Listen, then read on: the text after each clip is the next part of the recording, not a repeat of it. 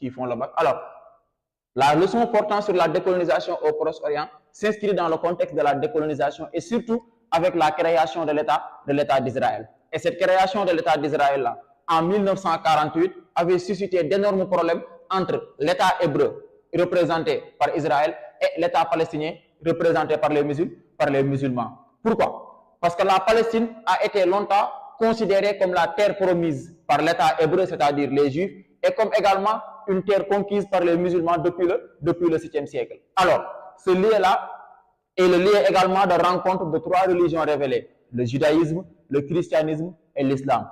Alors, depuis la naissance maintenant de l'État israélien en 1948, plusieurs guerres se sont succédées. La guerre de 48, la guerre de 56, la guerre de 67 et la guerre de 1973. Et à partir des années 70 maintenant, dans le contexte de la détente des relations Est-Ouest, les deux protagonistes ont entamé un processus de paix, c'est-à-dire des tentatives de rapprochement destinées à trouver une paix durable, une paix définitive dans la question palestinienne. Mais à chaque fois, ce processus-là se heurte à des obstacles qui constituent des limites sur le processus de paix. Alors, comment nous sommes arrivés à un problème entre l'État palestinien et l'État hébreu? C'est ce que nous allons tenter de voir sur la première partie du cours.